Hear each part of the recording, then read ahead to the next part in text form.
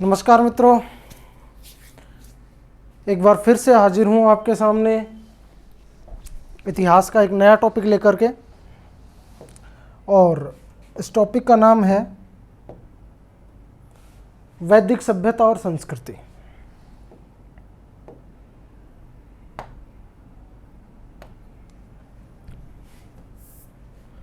अपना टॉपिक है वैदिक सभ्यता एवं संस्कृति। वैदिक सभ्यता एवं संस्कृति। तो देखिए, इससे पहले अपन ने सिंधु घाटी सभ्यता पढ़ी और उस समय अपन ने बात की थी कि जिस समय तक सिंधु सभ्यता की खोज नहीं हुई थी उस समय तक वैदिक सभ्यता को सबसे प्राचीन माना गया। लेकिन जैसे ही सिंधु घाटी सभ्यता की खोज हुई, उसके खोज होने के बाद में वो सबसे प्राचीन हो गई और ये सभ्यता उसके बाद की हो गई। तो आज हम बहुत से पहलुओं पर चर्चा करेंगे जो इस सभ्यता और इस संस्कृति से जुड़े हुए हैं। जैसे पहले तो इनके नाम की चर्चा करते हैं। हमने लिखा नाम वैदिक। तो देखिए, वैदिक शब्द बना है एक शब्द से, जो शब्द कौन सा है? वेद। और वेद के कई अर्थ होते हैं, जैसे अपौरुषेय। वेद को के बारे में कहा गया है ज्ञान। वेद के बारे में कहा गया है जानना। और वेद के बारे में कहा गया है श्रुति। वेदों को अपौरुषेय भी कहा गया है, वेदों को ज्ञान भी कहा गया है, वेदों को जानना भी कहा गया है और वेदों को श्रुति भी कहा गया है। तो इन सभी शब्दों के अर्थ देखते हैं। पहले अपौरुषेय अर्थ हुआ जिसकी रचना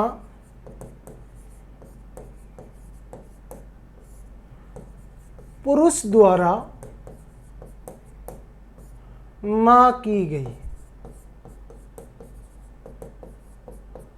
जिसकी रचना पुरुष द्वारा ना की गई हो, यानी कहा गया है कि जो वेद हैं वो देववाणी है, जिन्हें देवताओं ने कहा था और बाद में उनको लिपिबद्ध किया गया हमारे ऋषियों के द्वारा। इसलिए जो पुरुषों के द्वारा, यानी जिसकी रचना पुरुष द्वारा ना होकर किसके द्वारा की गई है? देवताओं द्वारा। तो एक तो अपने एक शब्द का अर्थ तो ये हो गया कि वेदों की रचना किसके द्वारा की गई है? देवताओं के द्वारा। दूसरा शब्द है ज्ञान, यानी वेदों को कहा गया है ज्ञान। इसके बारे में कहा गया है कि वेद ज्ञान के भंडार हैं। वेद ज्ञान के भंडार हैं। वेदों में ज्ञान ही ज्ञान है। प्रत्येक पहलू के लिए हर बात बताई गई है, हर प्रकार का ज्ञान प्रदान किया गया है, इसलिए वेदों को कहा गया ज्ञान। अगला शब्द है जानना, यानी वेद हर उस चीज के बारे में, हर उस पहलू के बारे में जानकारी का स्रोत है। यानी वेदों से हमें क्या मिलती है? बहुत ही महत्वपूर्ण जानकारियां, चाहे वो साइंस हो, चाहे वो टेक्नोलॉजी हो, हर चीज़ों का कोई ना कोई वैदिक महत्व जरूर मिलेगा। इसलिए वेदों के बारे में कहा गया है कि कोई भी सवाल का अर्थ जानना हो, किसी भी सवाल का जवाब जानना हो, तो हमें वेदों का अध्ययन करना चाहिए। वहां से हमें इनकी जानकारी प्राप्त हो जाएगी। अगला शब्द है श्रुति। श्रुति का शब्द अर्थ हुआ सुनना। श्रुति का अर्थ हुआ सुनना। इसके बारे में दो तर्क दिए जाते हैं। तर्क नंबर 1 यह कहता है कि वेदों की रचना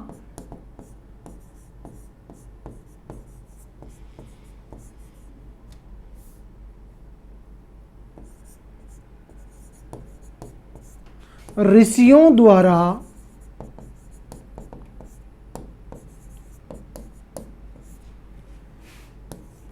देवताओं से सुनकर की गई।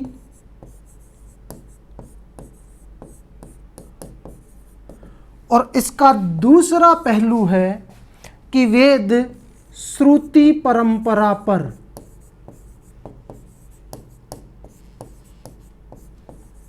आधारित है। श्रुति परंपरा, इसका अर्थ क्या हुआ? जैसे मैंने आपको कोई बात कही, आपने उस बात को सुना और उस बात को अगली पीढ़ी को ट्रांसफर कर दिया, उस पीढ़ी ने वह बात उससे अगली पीढ़ी को ट्रांसफर की। यानी वेद प्रारंभ में वेद लिखे हुए नहीं थे, लिपिबद्ध नहीं थे, ऋषियों के पास उनकी जानकारी थी, वो अपने शिष्यों को देते थे, उनके बाद में वो शिष्य गुरु बन जाते थे, फिर वो अपने शिष्यों को देते थे। इस प्रकार से पुरातन काल से वो जानकारी लंबे समय तक केवल सुन करके चलती आ रही थी, और इसी वजह से इनको क्या कहा गया है? श्रुति। ये बात शायद आपको समझ में बैठ गई होगी। मैं वैदिक संस्कृति की बात कर रहा हूँ, और वैदिक संस्कृति या वैदिक शब्द बना है वेद से, जिसके 4 अर्थ होते हैं। पहला इनको कहा गया अपौरुषेय, जिसकी रचना पुरुष द्वारा ना की गई हो तो किसके द्वारा की गई? देवताओं द्वारा। दूसरा वेद ज्ञान का भंडार है, वेदों में महत्वपूर्ण जानकारियां हैं, और वेद श्रुति परंपरा पर आधारित हैं, और वेदों को ऋषियों के द्वारा देवताओं से सुनकर लिपिबद्ध किया गया है, इसलिए इनको क्या कहा गया? श्रुति। यहां तक की कहानी समझ में बैठ गई होगी। अब अपन आगे चलते हैं वैदिक काल के ऊपर। तो देखिए मित्रों, वैदिक काल को हमने 2 भागों में बांटा है अभी तक। यानी एक काल को, पूरा का पूरा वैदिक काल को एक बार देख लेते हैं। वैदिक काल, वैदिक काल को हमने बांटा 2 भागों में। पहले को कहा ऋग्वैदिक काल, ऋग्वैदिक काल,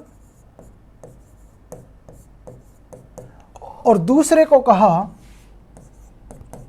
उत्तर वैदिक काल।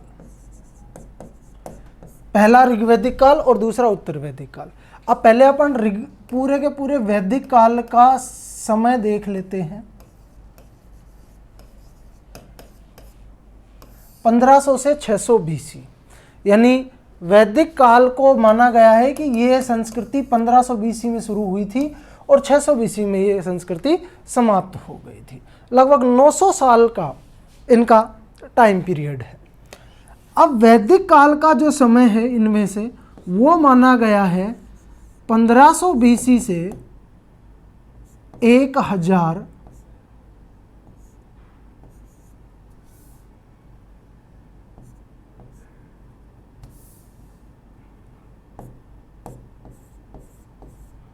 बीसी तक, और उत्तर वैदिक काल को माना गया 1000 बीसी से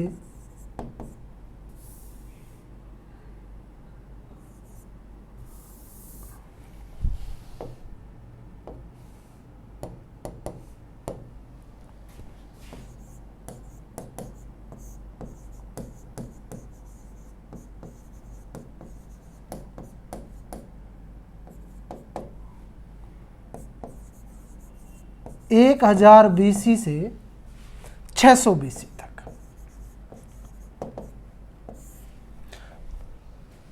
ये इनका क्लासिफिकेशन हो गया। ऋग्वैदिक काल की जो प्रमुख रचना है, यानी इस काल की जानकारी जिस ग्रंथ से मिलती है, या इस समय जिस ग्रंथ की रचना हुई थी, वो ग्रंथ कहलाता है ऋग्वेद। और ऋग्वेद की रचना होने के कारण ही इस काल को हम ऋग्वैदिक काल कहते हैं। अब आया दूसरा काल, उत्तर वैदिक काल। इसकी रचनाओं की बात करें तो हम कह सकते हैं यजुर्वेद, सामवेद,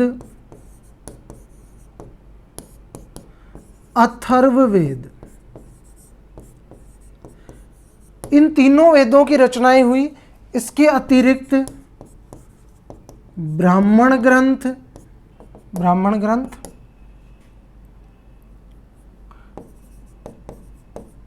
आरण्यक और अन्य ग्रंथ, इनकी रचना हुई उत्तर वैदिक काल में।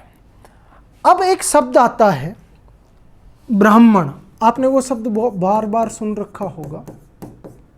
मित्रों, ब्राह्मण का वास्तविक अर्थ होता है कि जो वेदों का वाचक होता है या वेदों का ज्ञाता होता है। यह शब्द कोई जाति सूचक शब्द नहीं है, यह एक कर्म प्रधान शब्द है, जिसको मैंने कहा ब्राह्मण। आज वाले ब्राह्मण शब्द से उसको न जोड़ें, केवल यहां पर यह कहा गया जो वेदों का ज्ञान रखता हो, जो वेदों की शिक्षा देता हो, जो वेदों की जानकारी रखता हो, वही हो गया ब्राह्मण। और पहले इस वैदिक काल में जो ब्राह्मण बताए गए हैं, वो ब्राह्मण बताए गए हैं 4 प्रकार के। यानी ब्राह्मण कितने हुए? 4। अब ये 4 कौन कौन से? बोलो साहब, वेदी, द्विवेदी, त्रिवेदी, चतुर्वेदी नहीं। ब्राह्मण अलग अलग वेद का ज्ञाता, अलग अलग प्रकार का ब्राह्मण। जैसे ऋग्वेद का जो ब्राह्मण होता था उसको कहा गया होत्री। उसको क्या कहा गया? होत्री। यजुर्वेद का ब्राह्मण कहलाया अधर्व्यू। मैं यहां पर ब्राह्मण शब्द लिख रहा हूं। यह प्रश्न बार बार मिलान करने वाले प्रश्नों में पूछा जाता है कंपटीशन एग्जाम में। एक तरफ वेदों के नाम दे देता है, एक तरफ ब्राह्मणों के नाम देता है, अपने को कहता है कि इनको आपस में मिलान कीजिए। तो यजुर्वेद का ब्राह्मण कहलाया अधर्व्यू, सामवेद का ब्राह्मण कहलाया उद्गाता। इस शब्द पे दोबारा चर्चा करेंगे हम। और अथर्ववेद का ब्राह्मण कहलाया ब्रह्म। अथर्ववेद का ब्राह्मण क्या कहलाया? ब्रह्म। वापस से आ रहा हूं। ऋग्वेद का ब्राह्मण होत्री, यजुर्वेद का ब्राह्मण अधर्व्यू, सामवेद का ब्राह्मण उद्गाता। मैंने कहा कि इसके ऊपर दोबारा चर्चा करेंगे। देखिए समझिए, गाता यानी क्या? गाता, गाना। इसका मतलब जिस वेद को गा करके बोला जाए, यानी जिस वेद के अंदर कविताओं के रूप में, दोहों के रूप में उसकी रचना हुई हो, वो वेद कहलाएगा सामवेद। एक बात यहां पर यह प्रश्न बन जाता है, बहुत बार पूछा जा चुका, कि भारत का प्रथम संगीत ग्रंथ, भारत के संगीत का जनक कौन से वेद को माना जाता है? तो वो कौन सा वेद हो गया? सामवेद। यानी संगीत से जुड़ा हुआ ये ग्रंथ है, जिसको पूरी तरह से गा करके ही सुनाया जाता था। यानी जो सामवेद को गाता था, सामवेद के बारे में जो गाकर सुनाता था, वो व्यक्ति कहलाता था उद्गाता। अगला कहा अथर्ववेद। अथर्ववेद को ब्रह्मवेद भी कहा जाता है, क्योंकि इसको गाने वाला या इसका वाचक जो होता था, ब्राह्मण जो होता था, वो ब्रह्म होता था, इसलिए इसको ब्रह्मवेद भी कहते हैं। दूसरी बात, कहा जाता है कि ऋषि अथर्वा के द्वारा, ऋषि कौन से? ऋषि अथर्वा के द्वारा इसका संकलन किया गया था, इस वजह से इस वेद को अथर्ववेद भी कहते हैं। बात समझ में बैठ गई होगी। मैंने सिर्फ वेदों का क्लासिफिकेशन किया है यहां पर आपको बताने के लिए। मैंने कहा वैदिक काल जो है वो वैदिक काल 1500 बीसी से 600 बीसी तक का काल है। यानी 1500 बीसी में ये काल शुरू हुआ और 600 बीसी में ये काल समाप्त हुआ। हमने इससे पहले जो सिंधु घाटी सभ्यता देखी थी, वहां पर हमने सर्वमान्य तथ्यों के आधार पर यह कहा था कि 1750 बीसी के आसपास सिंधु घाटी सभ्यता का पतन हो गया था, यानी उसका पतन हुआ। उसके बाद में धीरे धीरे धीरे धीरे इस संस्कृति का जन्म हुआ जो वैदिक संस्कृति कहलाई। फिर आगे अपन ने क्या किया, पूरे वैदिक काल को दो भागों में बांट दिया, एक ऋग्वैदिक काल और दूसरा उत्तर वैदिक काल। मित्रों, इस काल को उत्तर ऋग्वैदिक काल भी कहते हैं। यानी पहला काल ऋग्वैदिक काल, दूसरा उत्तर यानी बाद का। किसके बाद का? ऋग्वैदिक काल के बाद का। इसका समय 1500 बीसी से 600 बीसी और इसका समय 1000 बीसी से 600 बीसी। क्लियर? इसमें एक रचना हुई जो ऋग्वेद कहलाया और उसका ब्राह्मण होता है होत्र। ये पॉइंट याद रखना, केवल इस अभी तक जितना पढ़ा है हमने उसमें केवल इन ब्राह्मणों के नाम हमें बिल्कुल याद रखने हैं, बिल्कुल नहीं भूलने हैं। ऋग्वेद का ब्राह्मण होत्र, यजुर्वेद का अधर्व्यू, अधर्व्यू को बिल्कुल ध्यान रखना, सामवेद का उद्गाता, अथर्ववेद का ब्रह्म। यहाँ तक की बात अपन ने की है अभी तक, और लगता है मुझे कि यहाँ तक की कहानी आप लोगों को समझ में बैठ गई होगी। हाँ, एक चीज़ ध्यान रहे, इन जो पॉइंट्स मैं बताता जा रहा हूँ आपको, इनको साथ के साथ आप नोट डाउन जरूर करते जाएं, क्योंकि आपका एग्जाम जो है वो उसमें कॉन्सेप्ट कम और फैक्ट ज़्यादा पूछ रहा है। हालांकि एक दो प्रश्न कॉन्सेप्चुअल होते हैं, लेकिन जैसे बड़े एग्जाम होते हैं आरएस वगैरह के, या पीएसआई को भी ले लीजिए, पीएसआई में भी वहाँ पर कॉन्सेप्चुअल क्वेश्चन पूछे जाते हैं, आपके एग्जाम में फैक्चुअल क्वेश्चन पूछे जाएंगे। तो ये फैक्ट बता रहा हूँ मैं, इनको बिल्कुल रट लीजिए, याद कर लीजिए, भूलना नहीं है इनको बिल्कुल भी, एक किसी भी कंडीशन में। क्लियर मित्रों? अब आगे चलते हैं अपन। देखिए, जो ऋग्वैदिक काल था और उत्तर वैदिक काल में, इनमें एक बहुत बड़ा अंतर माना गया। यानी आपसे पूछा जाए कि ऋग्वैदिक काल में जो लोग थे उन लोगों के द्वारा सबसे ज़्यादा पसंद की जाने वाली चीज थी कौन सी थी, तो आप कहेंगे गाय। अब क्यों, उसके ऊपर अभी अपन बात करेंगे। और उत्तर वैदिक काल में यानी ऋग्वैदिक काल के बाद में उस काल के लोगों के द्वारा सबसे ज़्यादा पसंद की जाने वाली चीज थी, वस्तु थी, वो बनी गई भूमि। यानी कह सकते हैं ऋग्वैदिक आर्य, आर्य शब्द का प्रयोग करूंगा अब मैं यहाँ पर। आर्य शब्द से आप समझ जाएंगे कि वे लोग जो इस वैदिक संस्कृति से जुड़े हुए लोग हैं, कि ऋग्वैदिक आर्यों के द्वारा गाय को अपनी सबसे प्रिय वस्तु माना गया। क्यों, समझिए। ये प्रारंभिक काल है जिस काल में मुद्रा का विकास बहुत कम हुआ था, बहुत ही छोटे लेवल पे, बहुत ही कम लेवल पे मुद्रा का प्रयोग किया जाता था। जो भी करेंसी यानी जो भी लेन देन होता था वो गाय के माध्यम से होता था, और गाय को आज भी हम पशुओं को धन के नाम से पुकारते हैं।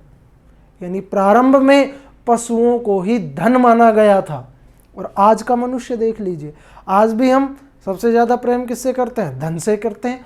उस समय के लोग भी किससे सबसे ज़्यादा प्रेम कर रहे थे? धन से। तो गाय क्या हुई? उनका धन। धन होने के कारण ये सबसे ज़्यादा पसंद करते थे किससे? किसको? गाय को।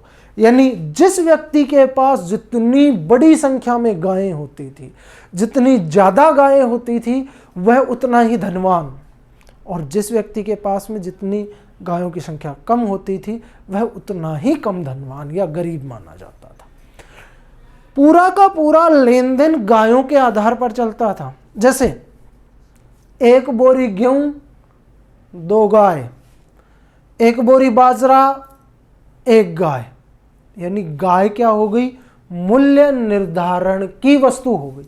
यानी गाय से सभी वस्तुओं का मूल्य भी निर्धारित किया जाता था, जिस प्रकार से आज रुपये से या डॉलर से, यूरो से करते हैं, उसी प्रकार से। और गाय की वजह से ही गाय ही उनकी संपत्ति मानी गई थी। यानी गाय देकर कोई भी वस्तु खरीद सकते थे। इस वजह से उस समय गाय को सबसे ज़्यादा महत्व मिला। दूसरा काल आते आते जो सबसे इंपॉर्टेंट वस्तु हो गई वो हो गई भूमि। क्या हुआ? प्रारंभ में आर्य एक छोटे कबीले में, कबीलाई समाज था, एक कबीले में रहते थे। धीरे धीरे कबीलों का विकास होने लगा, आपस में एक दूसरे के बीच में झड़पें होने लगी, और पशुपालन के बाद में, प्रारंभ में पशुपालन किया करते थे सबसे ज़्यादा, पशुपालन के साथ साथ कृषि का विकास भी हो गया। कृषि का विकास होने के साथ साथ उनके अंदर जब कृषि से उनको लाभ होने लगा, तो अब उनके अंदर क्षेत्र या जमीन को लेकर के जागृति पैदा हुई। वो जमीन को ज़्यादा महत्व देने लगे। जैसे जैसे वो जमीन को ज़्यादा महत्व देने लगे, अब उनके अंदर जमीन की होड़ मच गई, भूमि की होड़ मच गई, क्षेत्र की होड़ मच गई, अपना साम्राज्य फैलाने की होड़ मच गई। और यहाँ पर हम देखते हैं कि कबीलों से जन बन चुके थे, और जन से अब जनपदों का विकास होने लगा। कबीले थे, छोटा कबीला, फिर वो 5-7 कबीलों को मिलाकर के, 5-7, 10-15 कबीलों के लोगों को मिलाकर के एक जन का विकास होने लगा। इस ऋग्वैदिक काल के अंतिम चरण में जन का विकास हो गया। और इस ऋग्वैदिक काल के बाद में जैसे ही उत्तर वैदिक काल आया, वो जन जो थे वो अब जनपद बन गए। जनपद बने, यानी 5-7-10 जनों को मिला करके एक जन दूसरे जन पर आक्रमण करता, उसको जीत लेता, और जीत करके उसे अपने जन के अंदर मिला देता, और वो जनपद बन गए। क्लियर मित्रों? यहाँ तक का कंसेप्ट, अगर ये बात यहाँ तक की समझ में आ गई, तो मैक्सिमम जो संस्कृति है, जो मैक्सिमम जो वैदिक काल है, उसके बारे में अपने पास में मैक्सिमम जानकारी आ जाएगी। इस चीज़ से अपन समझ सकते हैं उसको अच्छे से। नेक्स्ट, अगला चलते हैं। आगे बात करते हैं अपन साक्ष्यों की, यानी जानकारी।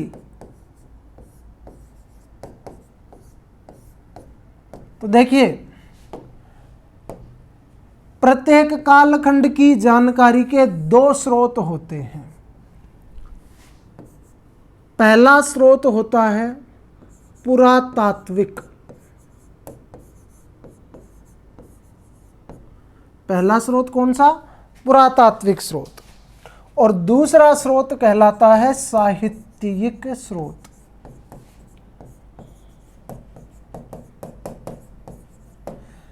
ध्यान रहे, ये ज्यादा विश्वसनीय होते हैं। ज्यादा विश्वसनीय इसलिए होते हैं कि ये जिस समय या जिस कालखंड की बात कर रहे हैं, उसी समय इनकी रचना की गई थी। जैसे मान लीजिए मृदभांड, जो सिंधु घाटी सभ्यता की बात की, उसी समय के वो मृदभांड थे, उन्हीं लोगों के द्वारा बनाए गए थे। लेकिन उनके बारे में यदि कोई साहित्यिक रचना की जाएगी, वो हमारे द्वारा अब की जाएगी, तो उसमें गुणवत्ता नहीं मिल सकती। क्योंकि मैं लिखूंगा तो मैं अपने विचार अपने हिसाब से लिखूंगा, आप लोग लिखेंगे तो आप अपने हिसाब से लिखेंगे। तो अपन बात करेंगे पुरातात्विक और साहित्यिक दोनों स्रोतों की। जैसे पहला है पुरातात्विक स्रोत, और पुरातात्विक स्रोतों में हम किन किन के बारे में पढ़ते हैं? जैसे सिक्के हो गए, मृदभांड हो गए, कोई ताम्रपत्र हो गया, कोई लेख हो गया, कोई मोहर हो गई। ये सब माने गए पुरातात्विक स्रोत उस समय के।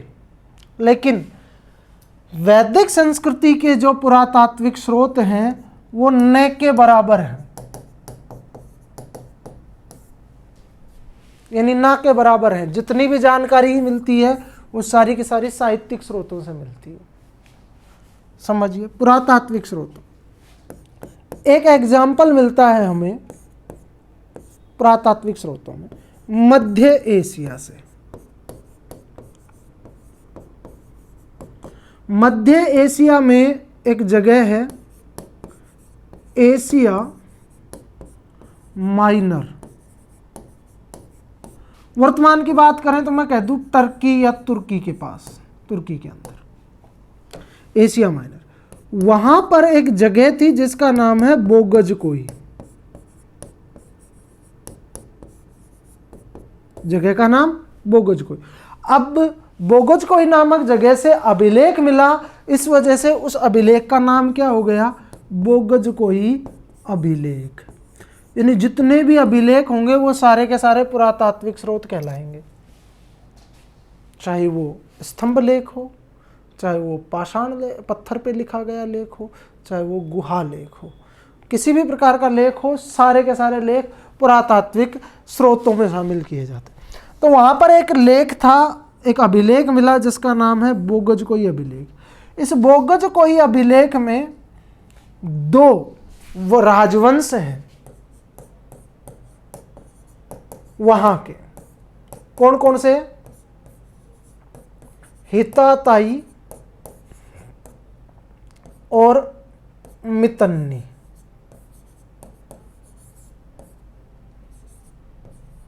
ये टर्की के उस समय के 2 राजवंश थे, हित्ताताई और मितन्नी। इन दोनों राजवंशों के बीच में कोई संधि हुई थी और उस संधि की जानकारी बोगजकोई अभिलेख से मिलती है। अब आप कहोगे साहब पहली बात तो अपना कोई लेना देना नहीं है मध्य एशिया टर्की से, और दूसरी बात ये वहां के दोनों राजवंश और उन दोनों राजवंशों के बीच में कोई संधि हुई थी, कोई समझौता हुआ था, उससे इनका क्या लेना देना?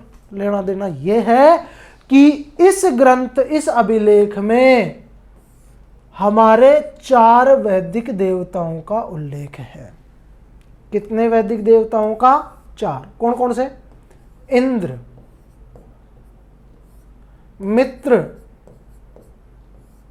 वरुण और नात्स्यो।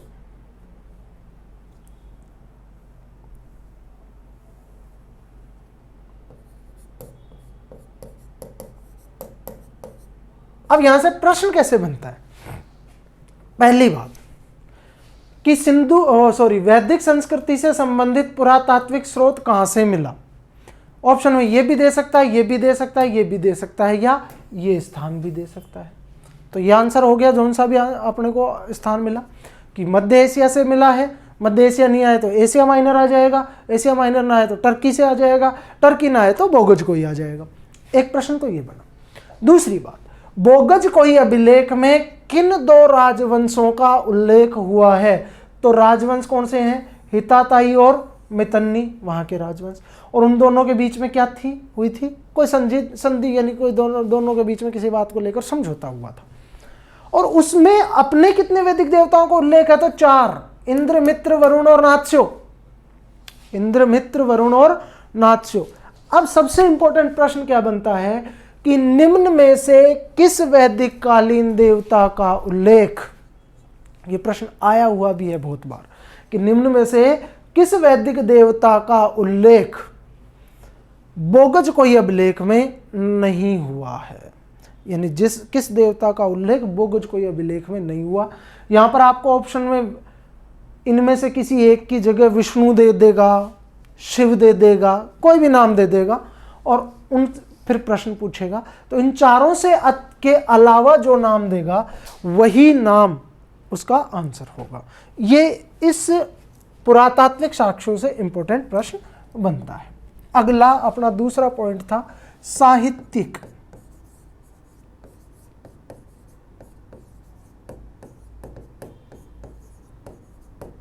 तो हम ये कह सकते हैं कि जानकारी के प्रमुख स्रोत हैं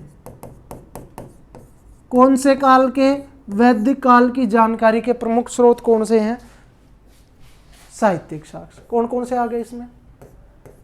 चारों तो वेद आ गए, आरण्यक आ गए, ब्राह्मण ग्रंथ आ गए,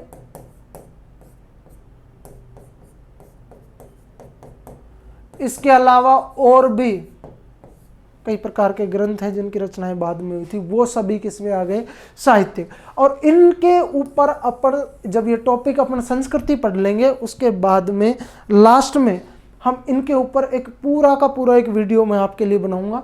पूरे के पूरे वेदों को, आरण्यक, ब्राह्मण ग्रंथ जितने भी हैं सबके ऊपर एक पूरी की पूरी एक क्लास लगाएंगे अपन और उनके ऊपर पूरी की पूरी जानकारी लेंगे। कारण यह है अभी ना बताने का या अभी इसको क्लियर ना करवाने का, क्योंकि रीट वगैरह में ये टॉपिक है आता नहीं है, ग्रेड 2 ग्रेड 1 में आता है, तो इसके लिए अलग से, लेकिन वो जुड़ा इसी में रहेगा। क्लियर मित्रों? आगे बात करते हैं। अब देखिए, अभी तक अपन ने ये देखा कि इन लोगों की जानकारी क्या कहां से किस प्रकार से मिलती है, और जानकारी का सबसे महत्वपूर्ण जो स्रोत था वो था साहित्यिक ग्रंथ। अब दूसरी बात कहूं कि जो ये लोग थे, कौन से लोग? जो वैदिक सभ्यता के लोग थे। ये वैदिक सभ्य, मैंने इनके लिए एक शब्द प्रयोग किया था, आर्य। मैंने क्या कहा था कि ये अपने आप को क्या कहलाते थे? आर्य। अब मैंने कहा कि इससे पहले भारत में एक संस्कृति थी जिसको सिंधु संस्कृति के नाम से जानते हैं, और वो यहां के मूल निवासी माने गए। उनके बारे में कहा गया है कि द्रविड़ वंश से या द्रविड़ वो लोग थे जिनसे उनकी उत्पत्ति हुई थी। और बाद में हमने कहा कि इस क्षेत्र में, यानी देखिए मैं एक बार मैप के द्वारा आपको बता दूं, हमने पढ़ा था कि सिंधु घाटी सभ्यता का विकास इस क्षेत्र में हुआ, और इसको एक बात के द्वारा पढ़ा कि सप्त सैंधव प्रदेश कहा गया इस क्षेत्र को। कालांतर में आर्यों के बारे में बात की गई तो आर्यों का भी प्रारंभिक निवास स्थान यही क्षेत्र माना गया। तो इससे हमने क्या समझा कि पहले जो सिंधु घाटी सभ्यता के लोग जहां पर रहते थे उसी जगह पर आर्य आकर बस गए। इसके दो कारण समझ सकते हैं, या तो आर्य बाहर से आए और यहां के लोगों पर आक्रमण किया और वो लोग इधर आ गए नीचे की तरफ, या फिर सिंधु घाटी सभ्यता की संस्कृति पूरी तरह से समाप्त हो गई, कुछ लोग बच गए, उन लोगों ने अपने रहन सहन खान पीन में परिवर्तन कर दिया, और परिवर्तन के बाद में जो संस्कृति पनपी वो संस्कृति वैदिक संस्कृति कहलाई। लेकिन इस तथ्य के बारे में, इस कथन के बारे में अलग अलग विद्वानों का अलग अलग तर्क है। यानी उनसे पूछा जाए कि आर्य कौन थे, आर्य कहां से आए थे, तो इसके बारे में सबके विचार अलग अलग है। और यह प्रश्न भी सबसे ज्यादा पूछे जाने वाले प्रश्नों में शामिल है इस सभ्यता का। यहां पर मैं एक चीज और बता दूं, सिंधु घाटी सभ्यता का प्रारंभिक क्षेत्र यह था और फिर वो कालांतर में इस क्षेत्र में चले गए। वैदिक सभ्यता का भी प्रारंभिक क्षेत्र यही है, लेकिन कालांतर में ये लोग इधर चले गए, गंगा घाटी, गंगा यमुना के मैदान। क्लियर है? सिंधु घाटी सभ्यता इधर बढ़ी, वैदिक सभ्यता इस तरफ बढ़ी। और आइडिया भी लगा सकते हैं कि उत्तर प्रदेश बिहार के आसपास का क्षेत्र बहुत ज़्यादा महत्व रखता है इसमें। तो प्रश्न क्या था? आर्य कौन?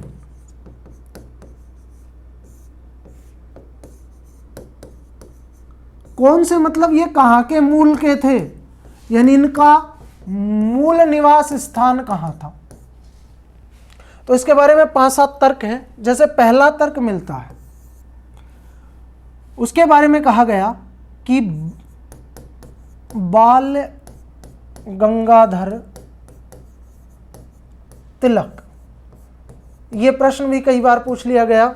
The Arctic home of Aryans या the Arctic home of Vedas, इस पुस्तक के रचयिता कौन है? तो ये पुस्तक किसकी है? बाल गंगाधर तिलक की।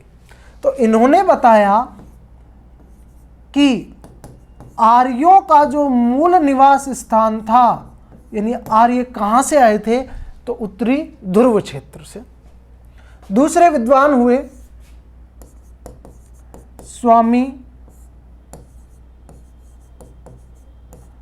दयानंद सरस्वती। इन्होंने कहा कि आर्य भैया उत्तरी ध्रुव से नहीं, ये तो तिब्बत से आए थे।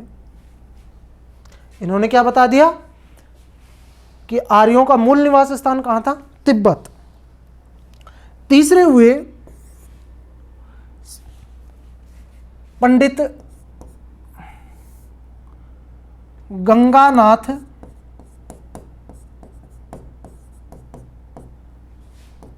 झा।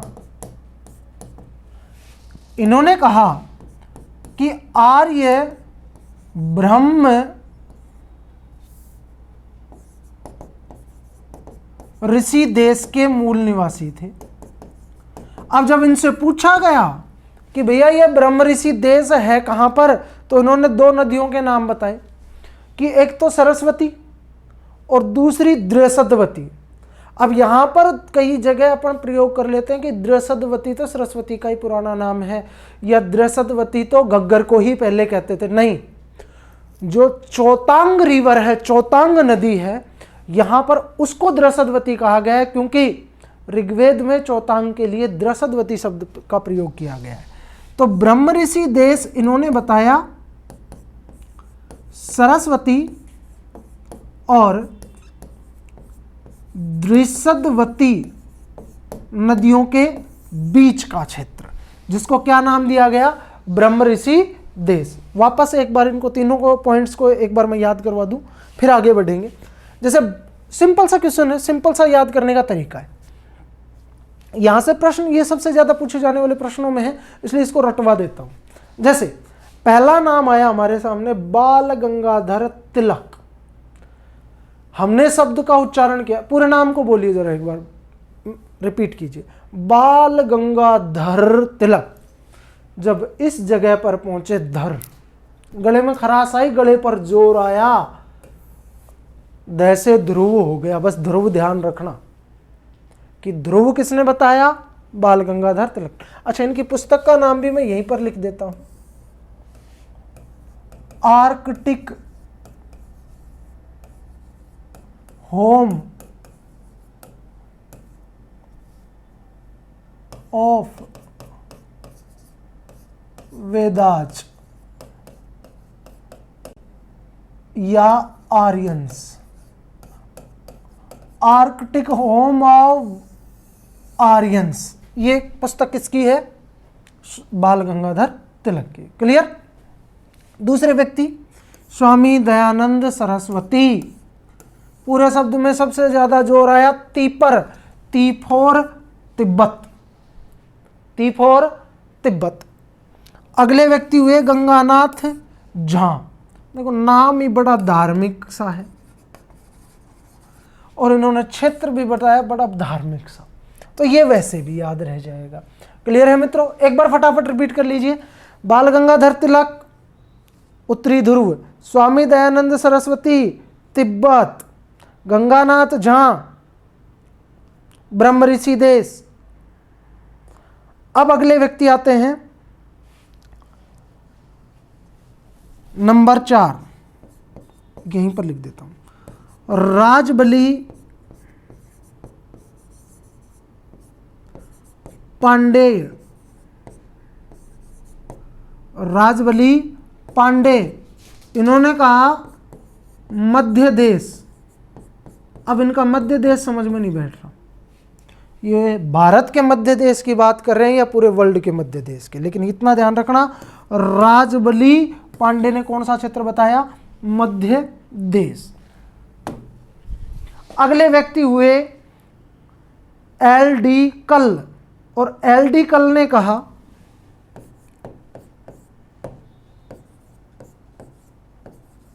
एल डी कल। अच्छा, क्या कोई पकड़ दो, कैसे कश्मीर बन गया। एल डी कल ने कौन सा क्षेत्र बताया, कश्मीर।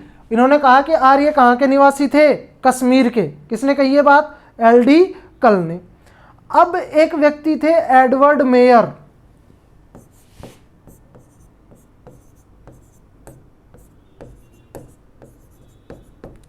एक व्यक्ति है मैक्स मूलर।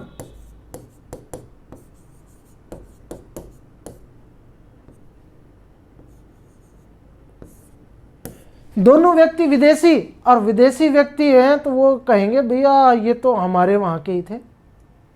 जैसे एडवर्ड मेयर ने कहा कि आर्य बैक्ट्रिया के निवासी थे, यानी जो पामीर के पठार का क्षेत्र, पामीर के पठार के आसपास का जो क्षेत्र है उसके बारे में कहा कि आर्य पामीर के पठार के पास से आए थे। एम एन मैक्स मूलर, इन्होंने कहा कि आर्य मध्य एशिया के निवासी थे। क्लियर? ये कुछ नाम थे, कुछ व्यक्ति थे जिन्होंने अपने अपने तर्कों के द्वारा आर्यों का मूल निवास स्थान बताया। जैसे बाल गंगाधर तिलक ने क्या कहा? उत्तरी ध्रुव। स्वामी दयानंद सरस्वती ने क्या कहा? तिब्बत। गंगानाथ झा ने कहा ब्रह्म ऋषि देश। राजबली पांडे ने कहा मध्य देश। LD कल ने कहा कश्मीर। एडवर्ड मेयर ने कहा बैक्ट्रिया। और मैक्स मूलर ने कहा मध्य एशिया। अब आपसे पूछा जाए, डायरेक्ट प्रश्न कर लिया जाए कि आर्य कहाँ के मूल निवासी थे या आर्य मूल रूप से कहाँ से आए थे, तो आप आंसर करेंगे मध्य एशिया। यानी सबसे जो मान्य मत है, सर्वमान्य नहीं है, सर्वाधिक मान्य है। सर्वमान्य का अर्थ तो क्या हो गया? सभी ने मान लिया। सभी ने मान लिया तो ये फिर अलग अलग तर्क नहीं देते। इसके अलावा भी बहुत से 10-15 विद्वान हैं जिन्होंने अलग अलग बात बताई। ये तो मैंने वो बताए हैं जो बहुत ज़्यादा पूछे जाते हैं या जो जिनसे बहुत ज़्यादा प्रश्न पूछे गए हैं आज तक, या जो सबसे ज़्यादा इम्पोर्टेंट है। अगर डायरेक्ट पूछा जाए तो किसका तर्क मानेंगे अपन? हम तर्क मानेंगे MM का, मैक्स मूलर का। और इन्होंने M for Max Muller, M for Madhya Asia, ऐसे रट लीजिए इसको। अब इन्होंने अपनी बात को सही साबित करने के लिए 2 तर्क दिए, और ये तर्क ही इंपॉर्टेंट थे जिस वजह से इनका मत सर्वाधिक मान्य था। जैसे पहला तर्क क्या था इनका? इन्होंने कहा वही बोगज को ही अभिलेख, और इसका जिक्र अपन कर चुके हैं। कहाँ पर है? एशिया माइनर टर्की में। और वहाँ पर उस लेख में 4 वैदिक देवताओं का उल्लेख मिलता है, इंद्र, मित्र, वरुण और नात्सु। इसके बारे में उन्होंने कहा कि ये जो अभिलेख है ये लगभग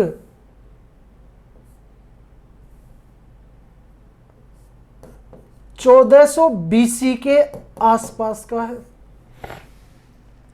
1400 BC यानी 2000 साल ये, और 1400 साल लगभग 3400 साल पुराना ये अभिलेख है, कि लगभग 1400 BC के आसपास का है। और इस अभिलेख में उन सभी देवताओं का उल्लेख मिलता है जिन देवताओं का उल्लेख बाद में हमारे वैदिक ग्रंथों में मिलता है।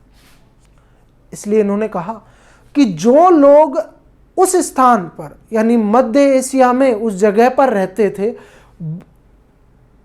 उन देवताओं को पूजने वाले जो लोग वहां रहते थे, वही लोग बाद में यहां आकर रहने लगे और उन्होंने ही वही पूजा, उन्हीं देवताओं की उपासना चालू रखी। एक तो ये तर्क था। दूसरा इन्होंने कहा एक ग्रंथ है मध्य एशिया का ही, जिस ग्रंथ का नाम है जिंद अवेस्था।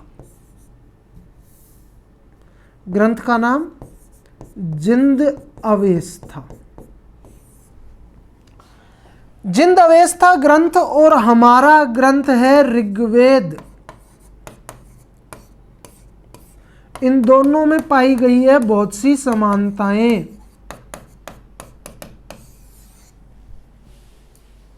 देवताओं के नाम से लेकर के उपासना किस प्रकार से, कुछ मंत्र भी सेम से हैं। तो जिंद अवेस, कुछ मंत्रों का अर्थ सेम है, भाषा अलग अलग है, लेकिन कुछ मंत्रों का जो अर्थ है, भावार्थ है, यानी वो उनमें क्या बात कही जा रही है वो सेम कही गई है। तो वो दोनों सेम होने के कारण कहा गया कि जिंद अवेस्ता और ऋग्वेद में क्या है, समानता। और जिंद अवेस्ता ऋग्वेद से प्राचीन है। इसका मतलब क्या हुआ, जो लोग, जिन लोगों ने जिंद अवेस्ता लिखा, यानी इस काल के जो लोग हैं वो ऋग्वेद से पहले के, ऋग्वेदिक काल के लोगों से पहले के हैं, और जो चीजें इनमें के अंदर थी वही चीजें इनके अंदर थी। इस वजह से मैक्स मूलर के तर्क को सर्वाधिक मान्य मत माना गया है। और आपसे यदि डायरेक्ट प्रश्न पूछा जाए कि आर्य कहाँ के मूल निवासी थे, आर्य कहाँ से आए थे, तो आपका जवाब होगा कि आर्य भैया मध्य एशिया से आए थे। और ये तर्क किसने दिया? मैक्स मूलर ने। क्लियर है? आगे की बात करते हैं। चलो, यहां तक की बात शायद आपको समझ में बैठ गई होगी। इससे थोड़ा सा और आगे बढ़ाते हुए इस वीडियो को थोड़ा सा और बड़ा कर देते हैं। आज इस जो कंसेप्ट मैं समझाना चाह रहा हूँ वो कंप्लीट हो जाएगा। जैसे आगे की बात करें कि आर्यों के मूल निवास स्थान की बात हो गई, आर्यों के बारे में हमने और भी बहुत सी बातें पढ़ी, जैसे कुछ तर्क दिए। अब मैं आर्यों के रहन सहन के बारे में थोड़ी सी बताता हूँ, फिर उसके बाद में अपन कंप्लीट वैदिक एरा को अलग पढ़ेंगे, उत्तर वैदिक एरा को अलग पढ़ेंगे, यानी ऋग्वैदिक काल को अलग पढ़ेंगे, उत्तर वैदिक काल को अलग पढ़ेंगे। मैंने कहा प्रारंभ में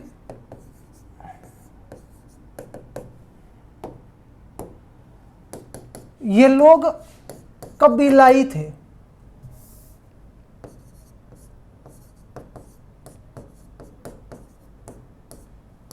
कैसे थे? कबीलाई। कबीलाई का मतलब छोटे छोटे कबीलों में निवास करते थे। यानी जैसे समझ लीजिए, एक किसी व्यक्ति की संतान ने 5 4 5 पीढ़ियाँ, 7 पीढ़ी, 10 पीढ़ी एक ग्रुप में रहे, वो हो गया उनका कबीला। अब बाद में कबीलों से बन गए जन। क्या बन गए? जन। और ये जन भी कौन से काल की बात है? ऋग्वैदिक काल की। और ऋग्वेद के अंदर कुछ जनों का उल्लेख मिलता है जिससे प्रश्न बन जाता है एग्जाम में। जैसे निम्न में से कौन सा जन पंचजन में शामिल नहीं था? यह प्रश्न बन गया। तो आपको पंचजन के नाम याद होंगे, तभी आप कौन सा नहीं था वो छाटेंगे। क्लियर? तो पहले तो मैं यहीं पर ऋग्वेद के पंचजनों की बात कर देता हूं। पंचजन जैसे अनु,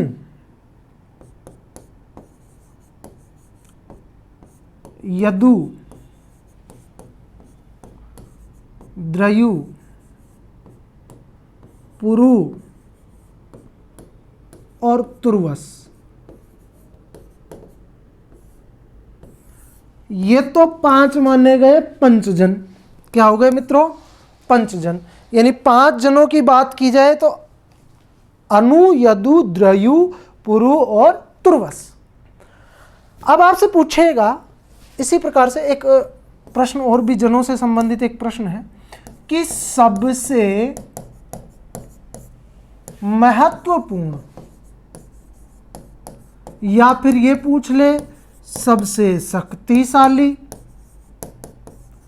या फिर ये पूछ ले कि सबसे बड़ा जो जन था। चलो बड़े को छोड़ दीजिए, सबसे शक्तिशाली पूछ ले या सबसे महत्वपूर्ण पूछ ले, तो वो जन कौन सा था? तो उसके बारे में आपको जवाब देना है भरत जन। और हम कहते हैं कि हम भरत जन के वंशज हैं। हमने ये कई बार आपने ये वाक्य सुना होगा कि हम भरत जन के सदस्य हैं, या हम भरतों के वंशज हैं। तो सबसे महत्वपूर्ण जो वंश है वो भरत था, लेकिन भरत जन के काउंटिंग पंचजन में नहीं होती थी।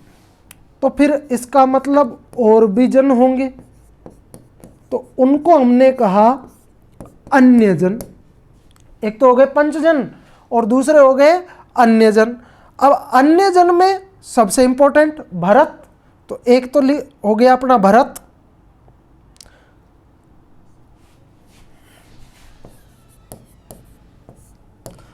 एक हो गया अपना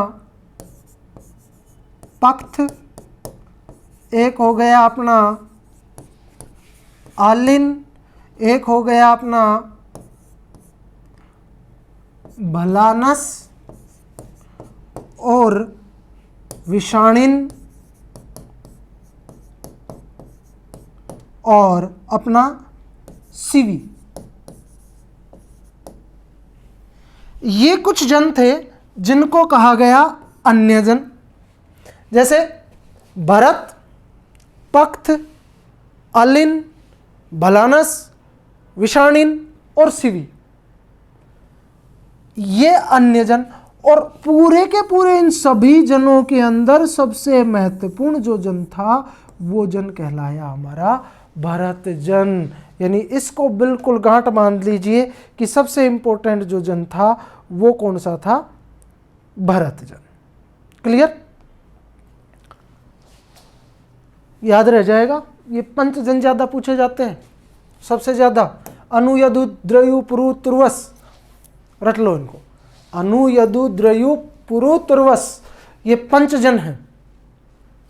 हाँ, अभी आगे अपन इन एक युद्ध भी की भी बात करेंगे, जहाँ पर कुछ एक तरफ 5 जन, एक तरफ 5 जन, 10 जनों के बीच में एक युद्ध हुआ था, दास राज्य युद्ध। उसका जिक्र करेंगे अपन ऋग्वैदिक कालीन जो राजनीतिक स्थिति पढ़ेंगे वहाँ पर। तो इतनी बात क्लियर होगी। मैं अभी आपको केवल वैदिक काल की सामान्य जानकारी दे रहा हूँ। अभी अपन ऋग्वैदिक काल को पूरे को पढ़ेंगे, फिर उत्तर वैदिक काल को पढ़ेंगे।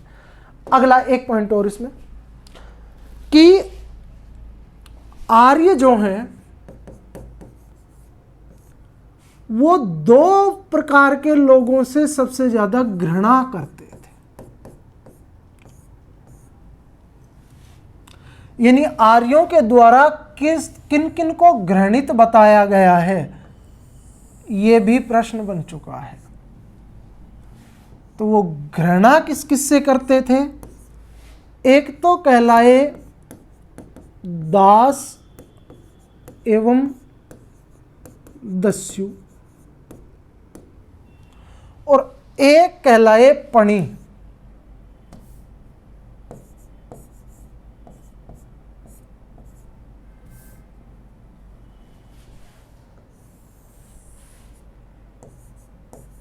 दूसरे कहलाए पणी।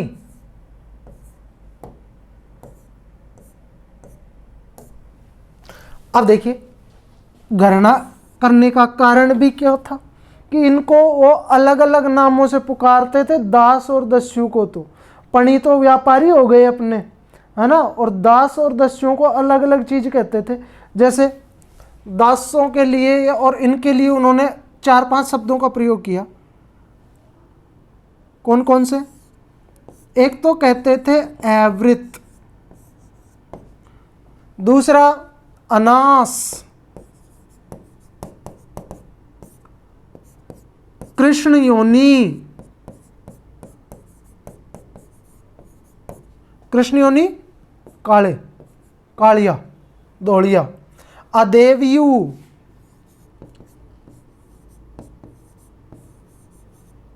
और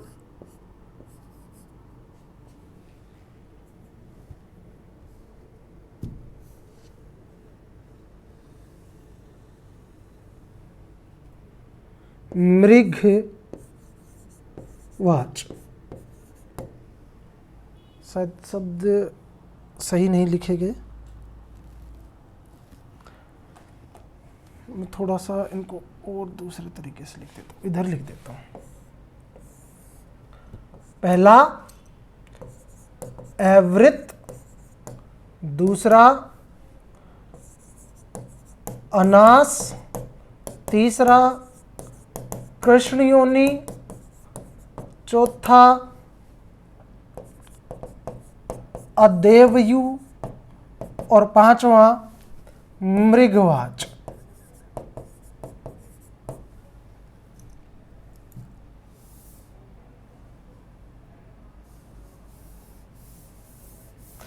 ये इन शब्दों का प्रयोग करते थे आर्य, किनके लिए? दास और दस्यु के लिए। यानी इनको इन शब्दों से संबोधित करते थे। अब इनके अलग अलग अर्थ बताए गए हैं कि उनको एवृत तो क्यों कहा गया, उनको अनास क्यों कहा गया, उनको कृष्ण योनि क्यों कहा गया, और उनको मृगवाच क्यों कहा गया। एवृत, एवृत का मतलब हुआ वे लोग जो किसी नियम या कानून को नहीं मानते। जो किसी नियम कानून में बंधे हुए नहीं है, यानी नियम विहीन। क्या कहा? नियम विहीन। क्लियर? अनास, अनास यानी चपटी नाक वाले। चपटी नाक वालों से भी ये घृणा करते थे। दास और दस्युओं को चपटी नाक ही कहते थे। और आजकल चपटी नाक वालों ने बहुत आतंक मचा रखा है, ऊपर भी और ऊपर वाली साइड में, आपको पता ही होगा, वो चपटी नाक वाले ही है। कृष्ण योनि यानी जो काले रंग के हैं। कैसे हैं? काले रंग के। अदेवयु, ए यानी नहीं, देवयु यानी देवताओं को मानने वाले, जो देवताओं को न माने। और अगले मृग, मृग यानी कठोर, कठिन। वाच यानी वाक्य, बोलने वाला, यानी जिनकी भाषा समझ में ना आए।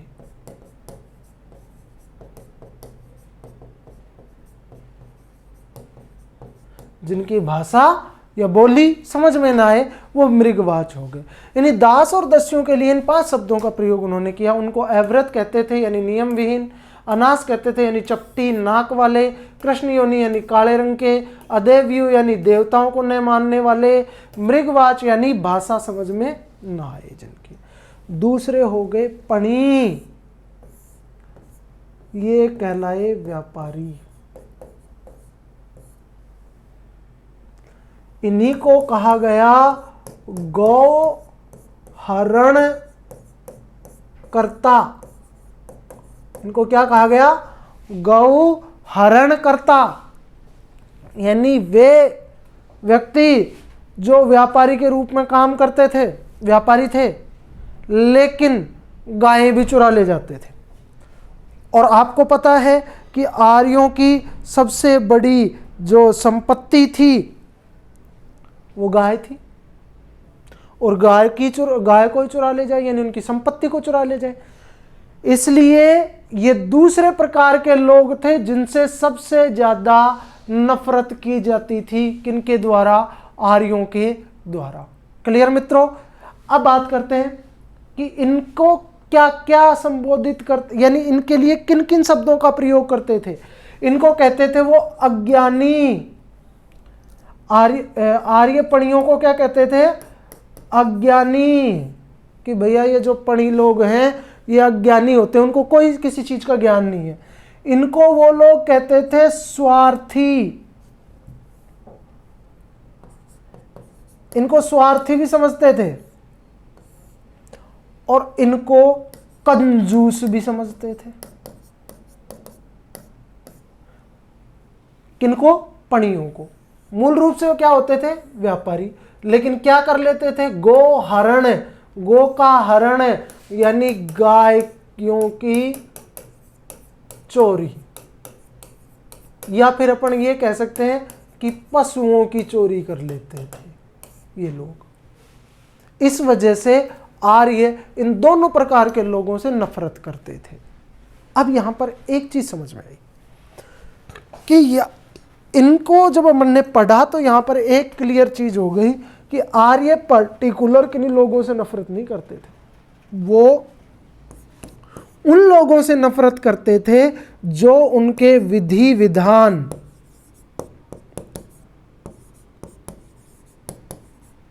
या उपासना पद्धति को न मानते हो।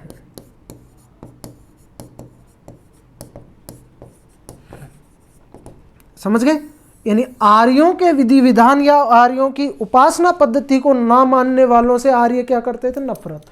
और इन लोगों के लिए आर्यों के द्वारा जो शब्द प्रयुक्त किया गया वो शब्द था अनार्य। यानी आर्य वे लोग जो वैदिक संस्कृति के लोग थे, और इस शब्द का उन्होंने अर्थ बताया, या हम समझते हैं इसका अर्थ क्या हुआ? श्रेष्ठ। यानी वो अपने आप को श्रेष्ठ मानते थे, वो आर्य हो गए। और वो लोग जो उनकी उपासना को ना माने, उनके हिसाब से ना चलें, या उनकी विधि विधान को ना मानने वाले जो लोग थे वो अनार्य थे। और अनार्यों से ये लोग नफरत करते थे, और अनार्यों में इनको मुख्य रूप से रखा गया, दास एवं दस्यु को और पणियों को। दास एवं दस्यु को, दस्युओं के लिए ये 5 शब्दों का प्रयोग किया गया है, और पणियों को वो अज्ञानी, स्वार्थी और कंजूस बताते हैं। पणियों के लिए गोहरणकर्ता भी कहा गया, यानी गायों को चुराने वाले। तो मित्रों, ये थी वैदिक संस्कृति, वैदिक सभ्यता की कुछ प्रारंभिक जानकारी। अब अगली क्लास में हम ऋग्वैदिक काल को पढ़ेंगे 1-2 क्लास के अंदर, फिर उसके बाद में उत्तर वैदिक काल को पढ़ेंगे। उनकी आर्थिक, राजनीतिक, सामाजिक, धार्मिक सभी स्थितियों के बारे में विस्तार से चर्चा करेंगे, और फिर अंत तक इस टॉपिक को कंप्लीट करेंगे। पढ़ते रहिए। कोई भी प्रश्न आपसे बड़ा नहीं है, कोई भी प्रश्न आपको डिफीट नहीं दे सकता, लेकिन आप सभी प्रश्नों को डिफीट दे सकते हैं। चाहे बोर्ड आपसे एग्जाम करे रीट के अंदर, चाहे आरपीएससी आपसे एग्जाम करे, अपनी तैयारी इतनी स्ट्रॉन्ग करनी है अपने को कि एग्जाम हॉल में जाते ही कहें पूछ कहाँ से पूछना है, क्या पूछना है, मैं सब कुछ, हर बातों के जवाब देने के लिए तैयार हूँ। तो धन्यवाद। पढ़ते रहिए, व्यस्त रहिए, मस्त रहिए बस।